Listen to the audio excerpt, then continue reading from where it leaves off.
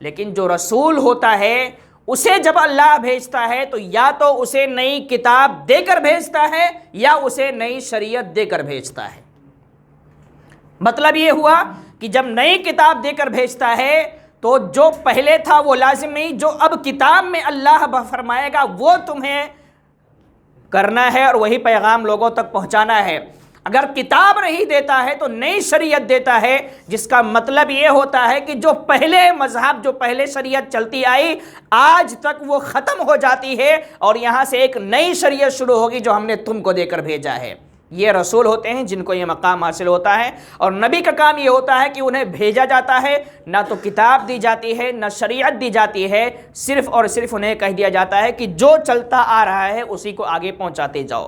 اب یہاں سے ایک بات واضح ہو جاتی ہے، جو لوگ کہتے ہیں کہ یہ اسلام جو ہے وہ 1450 سال پہلے پیدا ہوا ہے، اس سے پہلے اس کا نام و نشان نہیں تھا۔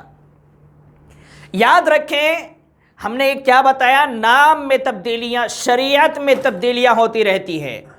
مقصد حضرت آدم سے لے کر جناب محمد الرسول اللہ تعالی جتنے بھی انبیاء کرام رسولان اعظام تشریف لائے، سب کا مقصد ایک ہی تھا، اللہ کی وحدانیت کا اقرار کرانا اور اللہ کے بارے میں لوگوں کو بتانا۔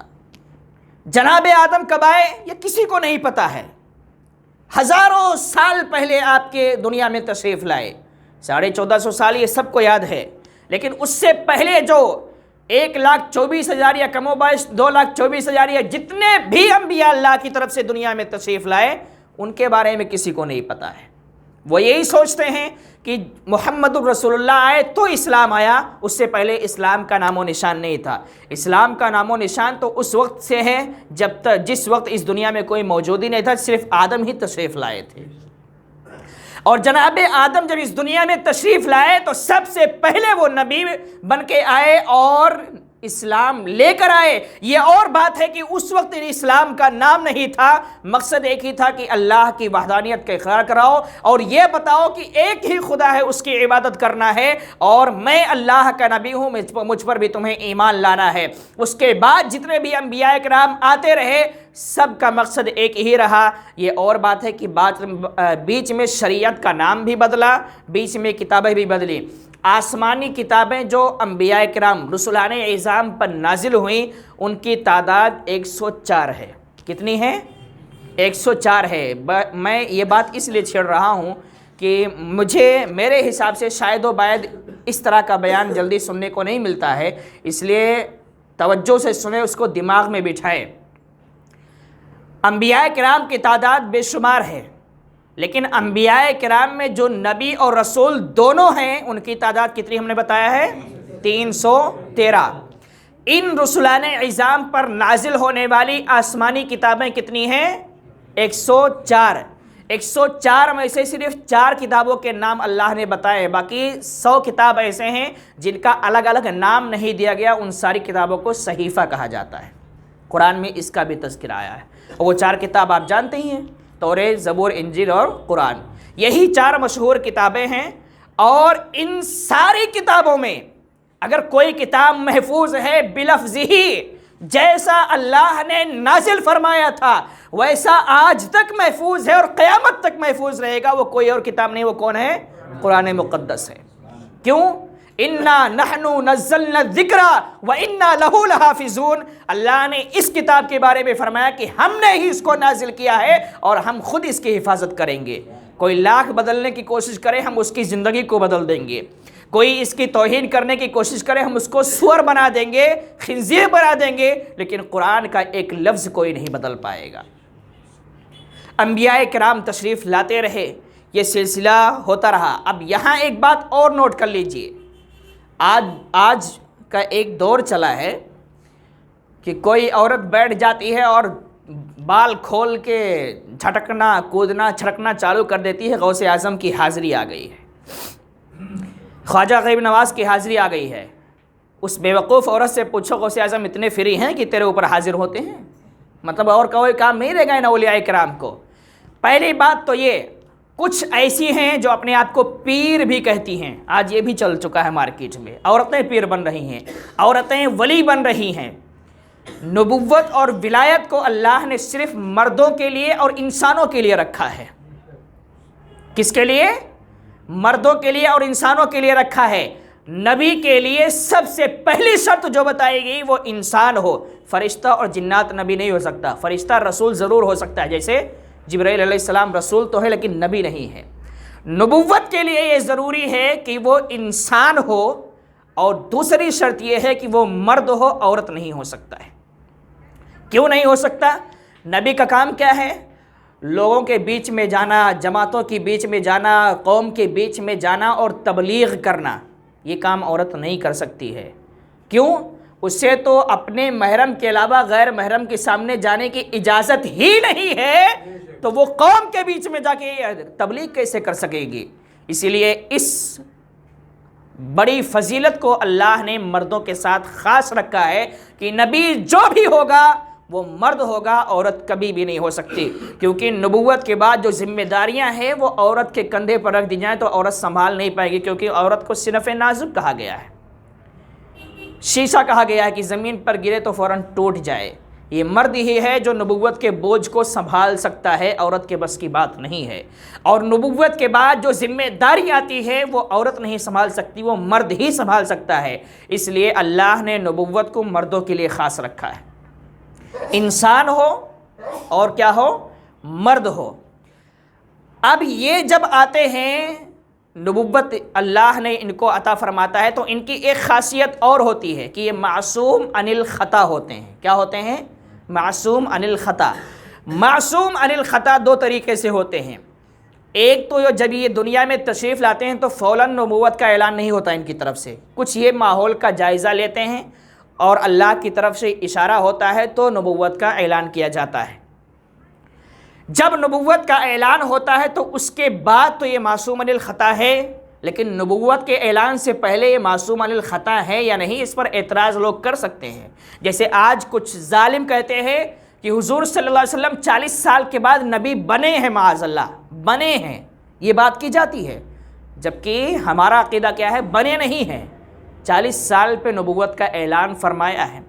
نبی تو اس وقت بھی تھے جب حضرت آدم کو اللہ نے بنایا بھی نہیں تھا، تو اس سے پہلے محمد کے نور کو بنایا تھا، اور اللہ نے اپنے نور سے نبی کے نور کو بنایا اور نبی ہی کی نور سے ساری کائنات کو بنایا۔ پھر یہ کہنا کہ 40 سال کے بعد نبی ملے تو اس سے بڑا گستاخ اور ظالم کوئی نہیں ہو سکتا ہے۔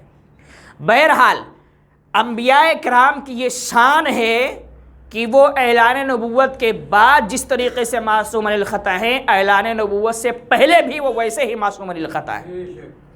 اعلان نبوت کے پہلے بھی اللہ ان سے کوئی گناہ سرزد نہیں ہونے دیتا، اس لیے کہ نبوت کا اعلان فرمانا ہے، اور فرمانے سے پہلے انہیں لوگوں کے بیچ میں اپنا وقار، اپنی عزت کو بڑھانا ہے۔ اور عزت کیسے بڑھے گی؟ آدمی جھوٹ سے بچتا ہے تو لوگ اس کی عزت کرتے ہیں، آدمی چوری سے بچتا ہے لوگ اس کی عزت کرتے ہیں، آدمی غیبت سے بچتا ہے تو لوگ اس کی عزت کرتے ہیں، آدمی گالی گلوچ سے بچتا ہے تو لوگ اس کی عزت کرتے ہیں۔ یعنی ہر طرح کے گناہ سے جب انسان بچتا ہے تو ایک معاشرے میں کہا جاتا ہے کہ یہ بہت شریف النفس آدمی ہے، بہت متقی اور پرہیزگار ہے، اور اس کی عزت ہر چھوٹا بڑا بوڑھا جوان بچہ سب کرتے ہیں۔ لیکن اگر کوئی انسان بوتلیں چڑھایا کرے، جھوٹ پہ جھوٹ بولتا رہے، سود کا کاروبار کرتا رہے، یہ سب کرتا رہے، تو لوگ اس کے سامنے بھلے سے نہ بولیں، پیٹھ کے پیچھے ماں بہن کی گالیاں ہی دیتے ہیں۔ یہ آج ہمارا معاشرہ اور ہمارا محلہ بہت اچھے سے جانتا ہے کہ کون کون سی گالیاں چلتی ہیں، ایسی گالیاں کہ شیطان جو گالیاں دلاتا ہے وہ خود شرما جاتا ہوگا کہ میں ہی دلوا رہا ہوں، لیکن اتنی خطرناک تو میں نہیں بولا تھا، مجھے ہی شرم آ رہی ہے۔ آج ہمارے مسلمانوں کا حال یہ ہو چکا ہے۔ بہرحال میں بات یہ کر رہا تھا کہ انبیاء کرام جو ہے وہ معصوم عن الخطا ہوتے ہیں۔ اگر کوئی انسان یہ عقیدہ رکھ لے کہ اعلان نبوت سے پہلے ان سے غلطی ہو سکتی ہے تو وہ کفر ہے، وہ مسلمان نہیں ہو سکتا ہے۔ اور یاد رکھو، انبیاء کرام کی تیسری شان یہ ہے کہ وہ اخلاق کریمہ جو ہے نا، اچھے اخلاق کے پیکر ہوتے ہیں۔ اعلان نبوت سے پہلے بھی اور اعلان نبوت کے بعد بھی ان کے اخلاق میں کوئی کمی رات دن انسان ڈھونڈتا رہ جائے کبھی بھی نکال نہیں سکتا، اور جو ڈھونڈے گا اس سے بڑا منافق کوئی ہو ہی نہیں سکتا ہے، کیونکہ اللہ رب العزت نے جب انہیں نبی بنایا ہے تو معصوم عن الخطا بھی بنایا، وہ کبھی بھی گناہ کر ہی نہیں سکتے ہیں۔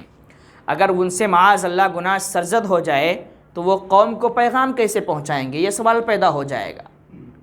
جو انسان نماز نہ پڑھتا ہو وہ دوسرے کو نماز کی تلقین کیسے کر سکتا ہے؟ جو خود چغلی کرتا ہو دوسروں کو چغلی سے کیسے بچائے گا؟ جس کے اندر خود منافقت ہو وہ دوسروں کو منافقت سے کیسے بچائے گا؟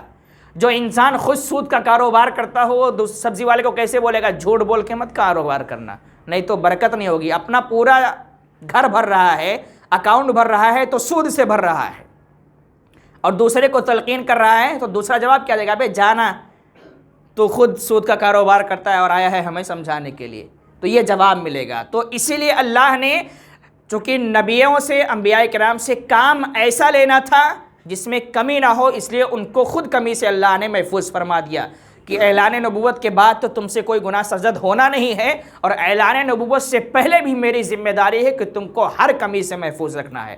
کوئی عیب ہو، کوئی کمی ہو، کوئی کوتاہی ہو، یہ نبیوں کے اندر کبھی نہیں پائی جاتی ہے۔ انبیاء کرام تشریف لاتے ہیں، تشریف لانے کا مقصد ہم نے بتایا کہ اللہ کا پیغام بندوں تک پہنچانا، لیکن سوال یہ پیدا ہوتا ہے کہ اللہ محتاج ہے کہ اپنا پیغام، اپنی بات ہم تک پہنچانے کے لیے نبیوں کا سہارا لے؟ یہ سوال کیے گئے، اسی لیے اس کا جواب دینا ضروری ہے۔ یہ سوال کتابوں میں مذکور ہے کہ اس طرح کے سوالات بھی لوگوں نے کیے ہیں کہ بھائی جب اللہ ان اللہ علی کل شیء قدیر فرمایا اپنے بارے میں، ہر چیز پر خود قادر ہے، تو اپنا پیغام پہنچانے کے لیے اتنے سارے انبیاء کرام کو کیوں بھیج رہا ہے؟ تو اس کا جواب میں آپ کو بتا دوں، ہم کو کوئی بھی چیز سیکھنا ہے تو جنات و فرشتوں سے ہم نہیں سیکھ پائیں گے۔ سمجھ رہے میری بات کو؟ اپنے آپ کو، ہم کو کوئی چیز جاننا ہے تو اپنے جیسے لوگوں سے ہی جاننا پڑے گا۔ کوئی بات معلوم کرنا ہے تو پردھان منتری کے بعد ہم نہیں جا پائیں گے، وزیر اعلیٰ کے پاس ہم نہیں جا پائیں گے، ہمیں اپنے جیسے لوگ سے پوچھنا پڑے گا۔ ہم راستہ چلتے ہیں، راستہ بھٹک جاتے ہیں تو ہم کہاں جاتے ہیں؟ جو راستے میں ملتا ہے ہمارے جیسا انسان ہوتا ہے اسی سے ہم پوچھتے ہیں بھائی راستہ بھٹک گئے، ہمیں راستہ بتا دو۔ ہم پردھان منتری کو تو کال نہیں کریں گے کہ ہم راستہ بھٹک گئے ہیں، ممبئی جا رہے تھے اجمیر پہنچ گئے ہیں، ہمیں راجستھان جانا ہے، دلی جانا ہے، راستہ بتا دو، ہے نا؟ یعنی کوئی بھی چیز آپ کو حاصل کرنا ہے تو اپنے جیسے مقام والے انسان سے ہی حاصل کرنا ہے۔ اللہ محتاج نہیں تھا کہ اپنا پیغام ہم تک پہنچائے، لیکن ہم محتاج تھے کہ ہمارے اندر یہ طاقت نہیں تھی کہ ہم ڈائریکٹ اللہ سے حاصل کر سکیں۔ سمجھ رہے میری بات کو؟ اللہ محتاج نہیں تھا، اللہ تو پہنچا سکتا ہے اور پہنچا سکتا تھا، لیکن ہمارے اندر یہ قوت نہیں تھی کہ ہم ڈائریکٹ اللہ سے حاصل کر سکیں۔ یہ صرف اور صرف نبی کی ذات ہے جس نے بغیر وسیلے کے، بغیر کسی خوف کے اللہ سے حاصل کیا ہے۔ اس کے علاوہ کسی کے اندر یہ طاقت نہیں ہے کہ ہم کیا ہمارے علاوہ کوئی اور جا کے اللہ سے حاصل کرے۔ اس لیے اللہ نے ہماری سہولت کے لیے، ہم اس کے محتاج تھے، وہ محتاج نہیں تھا کہ وسیلہ بنائے، ہم وسیلے کے محتاج تھے کہ مولا ہمارے اندر یہ طاقت نہیں ہے کہ ہم تیرے پاس آ سکیں، تجھ سے سیکھ سکیں، اس لیے ہمارے میں سے، ہمارے ہی طرح کوئی ایسا انسان بھیج دے جو تیری بات کو ہم تک پہنچائے اور ہم اس سے ڈرے نہیں بلکہ دل کھول کے اس سے سیکھ سکیں۔ اسی لیے اللہ نے انبیاء کرام کو وسیلہ بنایا، انبیاء کرام کو پیدا فرمایا۔ انبیاء کرام نے کیا کیا؟ انبیاء کرام کے بعد دو صفتیں ہوتی ہیں، ایک انسانیت کی اور ایک نوریت کی، یعنی ایک بشریت کی اور ایک نوریت کی۔ نور ہونے کی جو صفت ہوتی ہے نوریت کی، اس صفت سے وہ اللہ سے لیتے ہیں۔ سمجھ رہے میری بات کو؟ نوریت یعنی انسان کے بس کی بات تو ہم نے بتا دیا کہ انسان کے بس کی بات تو نہیں کہ وہ اللہ سے لے سکے، اس لیے اللہ نے نبیوں کو نور بھی عطا فرمایا ہے، اور اسی نور کی جو صفت ہے اسی نور کی وجہ سے وہ نور سے لیتے ہیں۔ اللہ نور ہے اور نور سے لینے کے لیے نور ہی چاہیے، بشر نہیں چلے گا، اس لیے وہ اپنے نور والے صفت سے اللہ سے لیتے ہیں، اور ہم بشر ہیں اس لیے اللہ نے نبیوں کو بشر بھی بنایا ہے۔ تو نور والے صفت سے وہ اللہ سے لیتے ہیں اور بشر والے صفت سے وہ ہمیں عطا فرماتے ہیں، اس لیے ہم ان سے لے سکتے ہیں، ان سے ہمیں ڈر نہیں لگتا، ان سے ہمیں خوف نہیں لگتا۔ اگر صرف وہ نور ہوتے جیسے فرشتے ہیں، مسئلہ ہے تو پھر گڑبڑ ہو جاتا، کوئی سیکھ نہیں پاتا۔ تو یہ سب چیزیں ایسی ہیں، انسان کو اللہ نے 4 چیزوں سے بنایا، آگ، مٹی، پانی اور ہوا۔ ان 4 چیزوں کے مجسمے کا نام انسان ہے، اور یہ چاروں چیزیں ایسی ہیں جو آپس میں کبھی ملتی نہیں ہیں۔ یہی وجہ ہے کہ انسان آپس میں جھگڑتے رہتا ہے، لڑتے رہتا ہے۔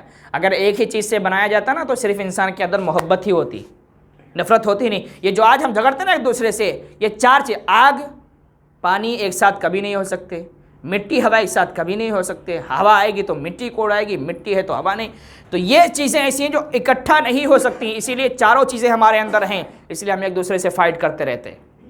مٹی کہتی ہے آگ کو مارو، آگ کہتی ہے پانی کو مارو، پانی کہتی ہے ہوا کو مارو، یہ چلتے رہتا ہے۔ بہرحال میں نے یہ تذکرہ چھیڑا ہے اور انشاءاللہ اس کے آگے کنٹینیو اب ہماری کوشش یہ رہے گی کہ انبیاء کرام کے بارے میں، چونکہ تقریباً ہماری قوم جو ہے انبیاء کرام کے بارے میں تفصیلات نہیں جانتی ہے، اس لیے ابھی ہم نے انبیاء کرام رسولان اعظام کون ہیں یہ بتایا۔ انشاءاللہ اگلے جمعہ کو جناب آدم کے بارے میں، اس کے بعد انبیاء کرام کا تذکرہ جو قرآن میں آتا گیا ہے اس کے بارے میں ہر جمعہ کو جو ٹائم ہے اس کے اندر تھوڑا تھوڑا کر کے آپ کے سامنے بیان کریں گے، تاکہ ہمیں پتہ چلے کہ ہمارے اندر جو ایک جہالت پیدا کی جاتی ہے کہ یہ اسلام 1450 سال پہلے آیا ہے، اس جہالت کو ہم ختم کریں۔ ہمارا یقین، ہمارا عقیدہ یہ ہونا چاہیے کہ اس دنیا میں اسلام اس وقت سے ہے جب کوئی تھا ہی نہیں، پہلے آدم آئے تو سب سے پہلے اسلام لے کر ہی ہے۔ اللہ رب العزت کی بارگاہ میں دعا ہے کہ پروردگار عالم ہم سب کو، آپ کو، پوری امت مسلمہ کو